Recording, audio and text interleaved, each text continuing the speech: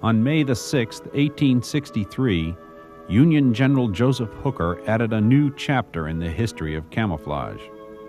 A scant 2 days after suffering a humiliating defeat at the hands of an army half the size of his own, he issued General Orders No. 49 to his men, which contained the following passages. The events of the last week may swell with pride the heart of every officer and soldier of this army. We have added new luster to its former renown. We have made long marches, crossed rivers, surprised the enemy in his entrenchments, and whenever we have fought, have inflicted heavier blows than we have received. In withdrawing from the south bank of the Rappahannock before delivering a general battle to our adversaries, the Army has given renewed evidence of its confidence in itself and its fidelity to the principles it represents. The Major General commanding tenders to this Army his congratulations on its achievements of the last 7 days. If it has not accomplished all that was expected, the reasons are well known to the Army. The reasons were not well known to the Army, or anyone else in the North for that matter. Many were asking how Hooker's 90,000 well-equipped and well-entrenched soldiers could have been driven back across the Rappahannock in confusion by 45,000 half-starved and poorly equipped Confederates. They were asking why the Union Army, which had been on the defensive, had suffered 19,000 casualties, while the attacking Confederates had sustained only 13,000 losses. They were asking why Hooker, whose popular nickname was Fighting Joe, had not done more fighting and less running. The reasons were well known to some, however, and they were simple.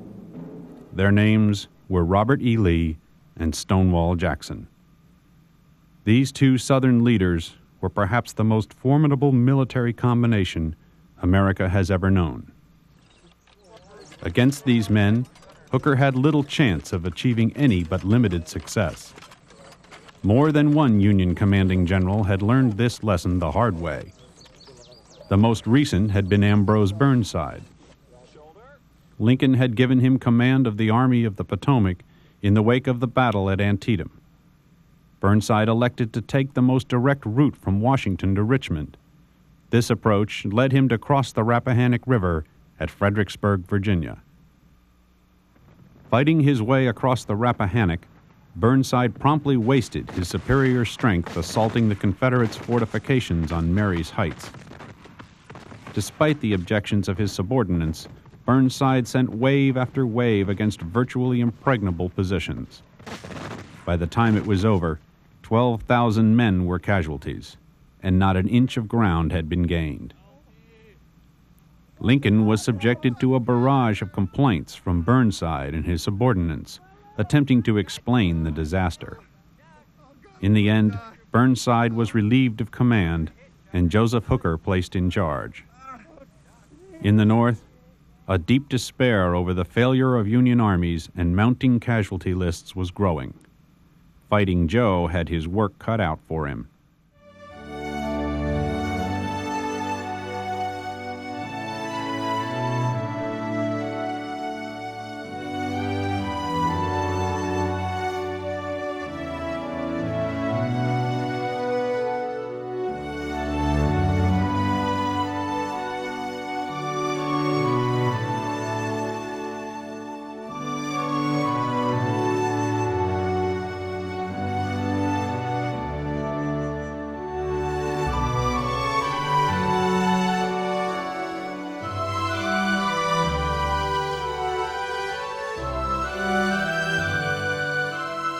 The Confederate Army was having its problems as well. Robert E. Lee's growing string of victories was taking its toll on Southern manpower. A struggling supply system could not keep up with the demands the Army was placing on it. As the winter of 1862-63 deepened, the food and clothing shortages were becoming critical. Many Confederates were without shoes or overcoats, and they suffered in the frigid weather. In February of 1863, General James Longstreet was dispatched to southern Virginia and the coasts of North Carolina. He took 13,000 of Lee's best fighters with him, as well as 2 division commanders, John Bell Hood and George Pickett. This left Lee with about 45,000 men of all arms to face the Federal legions poised on the opposite bank of the river. As the Southern ranks were diminishing, the Northern ranks were filling. By the beginning of April, Hooker had over 100,000 men under arms. He had worked industriously to restore the Army's health and morale after Fredericksburg. He improved sanitation in the camps, increased the food rations, stepped up the drill schedule, and reorganized the command structure. One of his most innovative changes was the institution of a system of corps identification badges. This permitted officers on the field to immediately identify which unit any man belonged to. The shape determined the corps, and the color indicated the division. They became immediately popular with the men, and by war's end, they were regulation. Hooker's efforts revitalized the spirit of the Army of the Potomac, and the men looked forward to the coming spring campaign. The first round came in March, when Union Cavalry Brigadier General William Averill led 3,000 Federal horsemen over the river in response to a challenge from his old friend, Confederate Fitzhugh Lee. Lee taunted Averill to come across the river and bring some coffee. Since the beginning of the war, the larger, more coherent organizations of Confederate horsemen had proved superior to the smaller Federal units. But Hooker's reorganization had consolidated these smaller units into divisions, and their baptism of fire was upon them. The resulting battle, known as the Fight at Kelly's Ford, was to mark the rise of the Federal cavalry as a formidable force, and one equal to the challenge of the Confederates.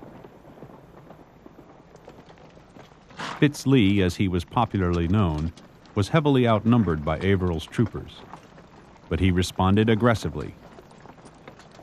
The Federals advanced cautiously, using dismounted troopers in defensive positions initially. Mounted charges by the Confederates gained some success, but were met in kind by the mounted bluecoats. The outnumbered Southerners fell back slowly upon their main line, and charges were met by countercharges on both sides. During the fight, one of the Confederacy's brightest young artillery officers, Major John Pelham, was mortally wounded. His loss was mourned by the whole country, and especially by his commander, Jeb Stuart. Finally, after several hours of indecisive fighting, Averill learned that Stuart was on the scene and broke off the fight. He left behind 2 wounded Confederate officers with a bag of coffee and a note for Fitz Lee. "Dear Fitz, here's your coffee. Here's your visit. How do you like it?"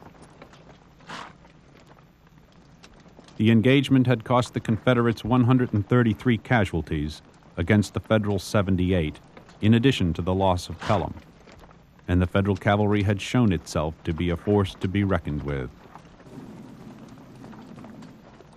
As the warm spring weather dried out the roads, Hooker began to put his plans in motion.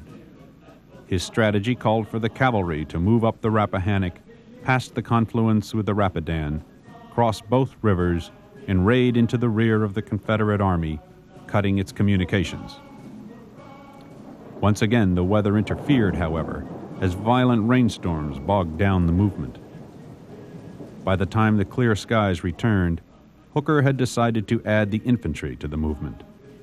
The Union 5th Corps under George Meade, the 11th Corps under Oliver Howard, and the 12th Corps under Henry Slocum moved upriver, crossed the Rapidan at Kelly's Ford, and moved to consolidate south of the Rappahannock.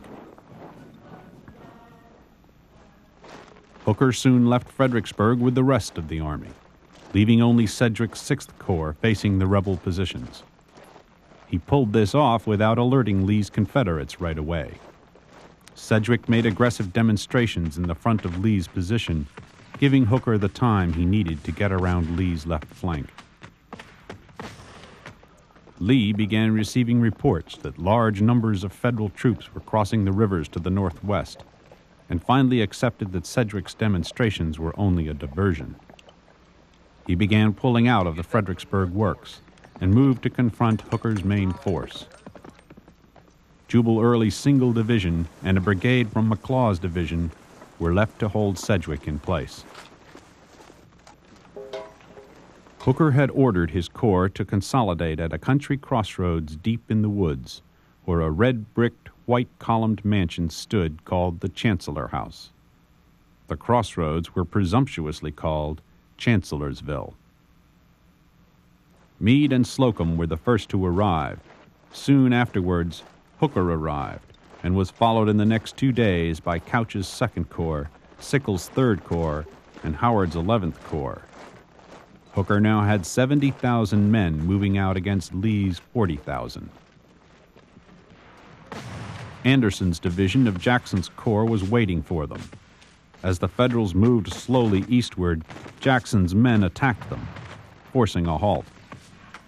The Union soldiers quickly occupied high ground and prepared to attack as soon as the rest of the army came up. Incredibly, Hooker suddenly ordered his commanders to break off their fights, abandon the ridges they held, and retire to the clearing around Chancellorsville. His subordinates could not believe their ears. Meade was furious. "My God, if we can't hold the top of a hill, we certainly cannot hold the bottom of it."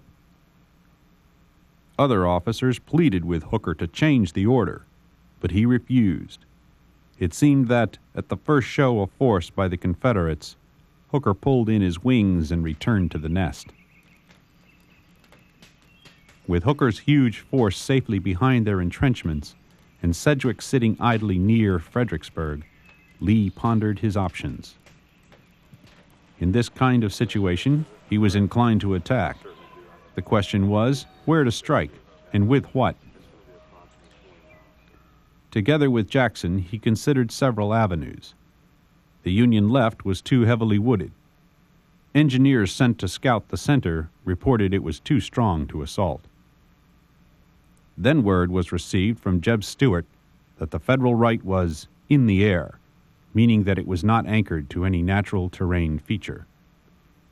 Jackson sent his aide, Jedediah Hotchkiss, to scout the roads to the Federal right flank. Hotchkiss returned with information that a concealed road led around to the Union flank. Lee asked Jackson what he proposed. Jackson suggested a daring and terribly risky plan. He would take his whole corps, 26,000 men, on a one-day march around the vulnerable flank of the Yankees and attack them from the side and rear. When Lee asked who he would leave to hold Hooker in check, Jackson answered, "The divisions of Anderson and McLaws." Lee would have 14,000 troops to face 70,000, while separated from Jackson by 12 miles. Lee did not hesitate and gave Jackson the go-ahead. At 8 a.m. on May the 2nd, Jackson's column began the long march. The movement was spotted from the Union lines and reported to General Sickles, who commanded the center. Sickles sent 2 divisions forward to attack the rear of the column. In a sharp fight, the 23rd Georgia Regiment was overwhelmed and lost 300 men. Reinforcements arrived from Lee and Jackson, and the attack was beaten back. Jackson's column continued its march unhindered. Reports from pickets and scouts began to come in to 11th Corps headquarters, as well as to Army headquarters. Hooker convinced himself and his subordinates that Lee was retreating. Thus, despite frequent alarms, no steps to resist an attack from the west were made. Once again, the boldness of the Confederates had been augmented by the foolishness of the Federals. Jackson reached his stepping-off place and began to deploy his divisions. 3 battle lines deep and more than 2 miles wide, the 26,000 veterans moved out in silence along the turnpike that led to the Union positions. The unsuspecting Federals were cooking their suppers and engaged in other leisure activities. They were totally unaware of the calamity that was about to befall them.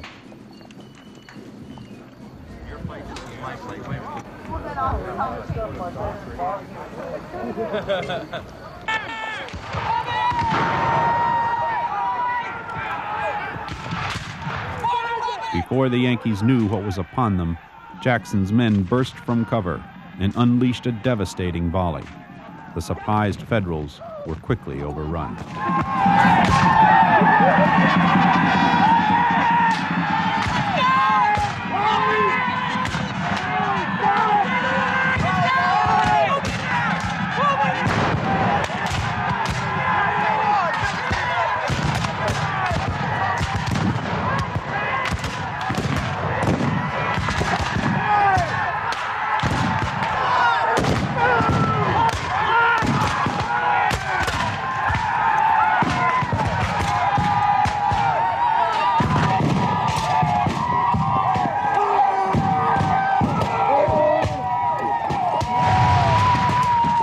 A few units managed to make a stand, but their flanks were soon overlapped, and they too headed for the rear.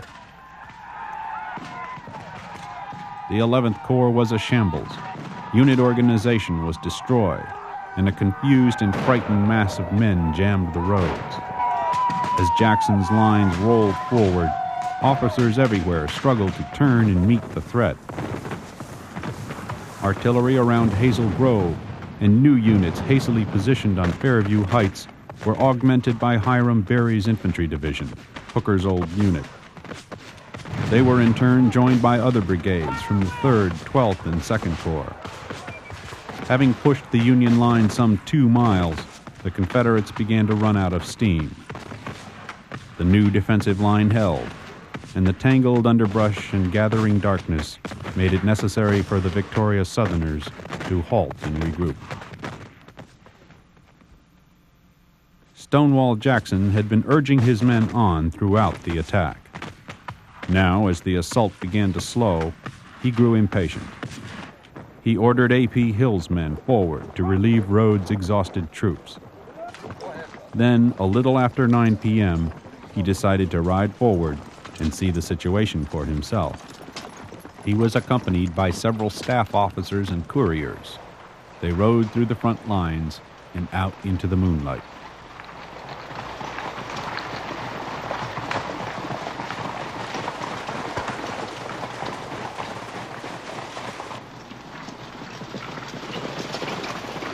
As he rode forward, the party stumbled into a Union picket post and was fired on by one of the guards.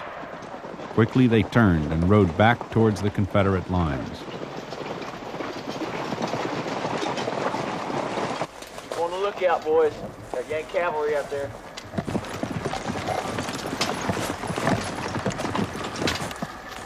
Take care, boys. Got Yankee cavalry. Keep on the lookout.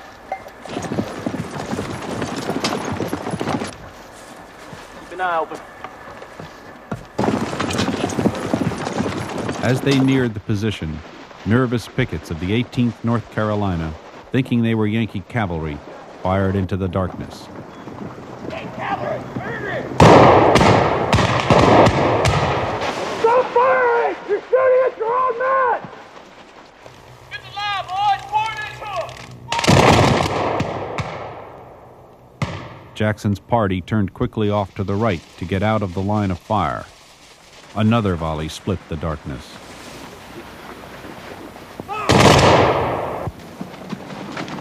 Struck twice in the left arm and once in the right hand, Jackson was carried off by his terrified horse.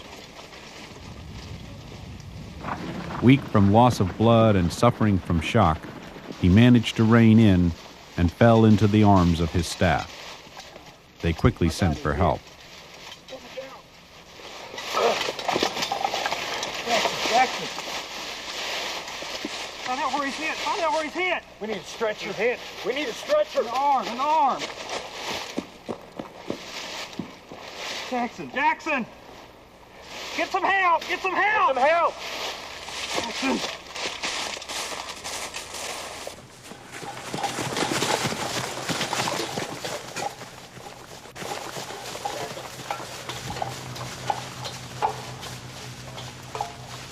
A litter was brought forward and Jackson was placed on it. Just as they started back for the lines, Union artillery, thinking the firing signaled a night attack, opened fire with shell and canister.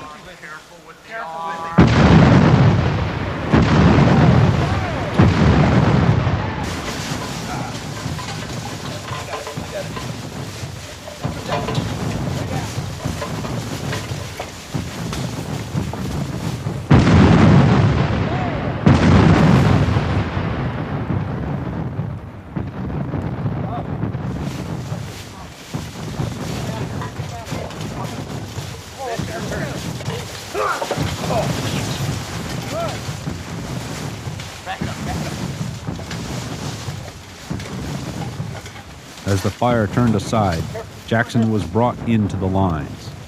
He was taken to a field hospital at Wilderness Tavern, where his left arm was amputated. He remained conscious but confused for some time afterward, finally falling into a deep sleep. The wounding of Jackson temporarily left A.P. Hill in command. Only moments later, an exploding shell also wounded Hill, who turned command of Jackson's corps over to the Confederate cavalry leader, Jeb Stuart. The next day, Stuart launched a vigorous assault on the hastily thrown-up Yankee positions. The new Federal position curved around Chancellor House and extended to the north and east of it. Stuart concentrated his attack on the western edge of this loop. Dan Sickles, afraid of having his artillery cut off by a two-sided attack, ordered the positions near Hazel Grove abandoned. This was the key to the Yankee position, and the Confederates quickly took possession of it. From there, the Southern guns poured a destructive fire into Union lines. Stuart's fierce assaults and this rain of shells soon took its toll on the Federals. In the midst of the fight, a shell struck a pillar of the Chancellor House near where Hooker was standing and knocked him unconscious. It was some time before he turned command of the army over to Darius Couch, instructing him to withdraw closer to the Rappahannock. As the Union troops began to abandon their positions, the Confederates moved against them, and many of the Yankees were again running for their lives. The entire army pulled back to works near the river. The night before, Hooker had sent word to Sedgwick in Fredericksburg to bring his corps up immediately to Chancellorsville. To do this, Sedgwick had to punch through the strong Confederate fortifications on Mary's Heights.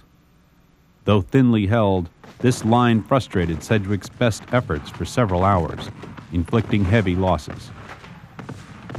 Finally, the Yankees broke through and headed west to relieve the pressure on Hooker. Lee quickly heard that Sedgwick was on the move. He dispatched McLaws' division along with a brigade of Alabama troops under Cadmus Wilcox to block Sedgwick. The Union general had been very slow in starting towards Chancellorsville, and Lee was able to intercept him about 6 miles east of his objective at Salem Church. They deployed across the road he would have to take and waited. Sedgwick attacked as soon as he arrived, although he sent only 4,000 of the 19,000 he commanded into the assault. After initial success, the Federals were driven back, and darkness prevented any further attacks by either side. Lee himself arrived at Salem Church, being so confident that Hooker would not attack him that he left only 25,000 men there to watch him. At Salem Church, he had collected 21,000 troops and intended to destroy Sedgwick. The plans went awry, however, and accomplished nothing more than to force Sedgwick to further constrict his lines and send to Hooker for help. Hooker would not send help. He was beaten, both on the field and in his mind. He listened to the guns battering Sedgwick and did nothing. On the evening of May the 4th, he gave orders for the entire army to withdraw across the Rappahannock. When Lee heard that Jackson had been wounded, he commented to an aide that any victory was a dear one that cost him the services of Jackson even for a short time. But it was not to be a short time. Even as he rallied following the amputation, Jackson caught pneumonia. On May the 10th, Jackson, in a delirium, said, "Let us cross over the river and rest under the shade of the trees."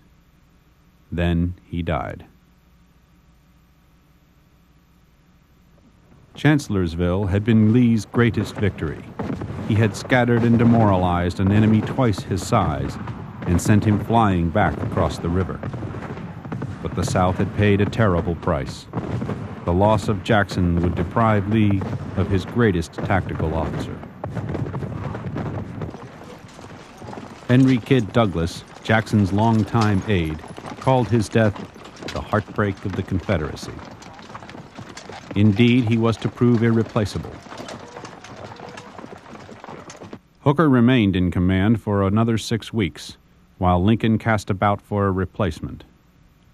Once again disappointed, the president began to despair of ever finding someone to match Lee.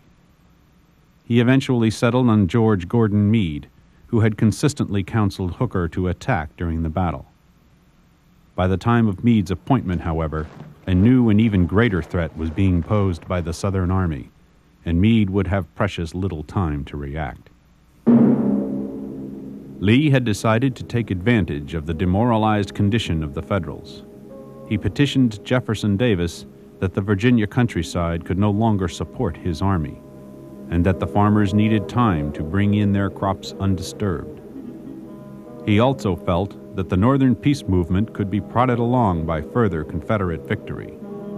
He therefore proposed and subsequently received permission for the only reasonable course he felt was open to him: invasion. It was the first step on a road that would take him and his army deep into history and legend. They would write a chapter in courage and bravery that would come to symbolize the entire conflict in its heroism and its tragedy. Together with the boys in blue, they would consecrate a few square miles of farmland as a permanent memorial to their dedication. They would elevate to the status of international renown a nondescript crossroads in Pennsylvania called Gettysburg.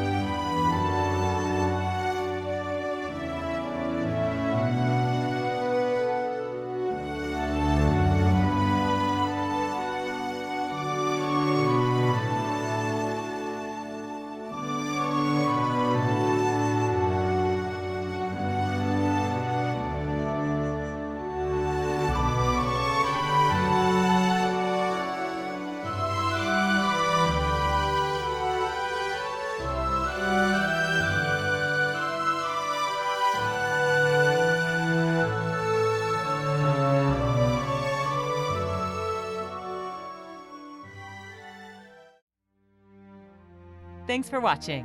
If you'd like to help us produce more compelling historical content like this, please like, comment below, and share this video with fellow history buffs. And of course, be sure to subscribe. to help keep history happening.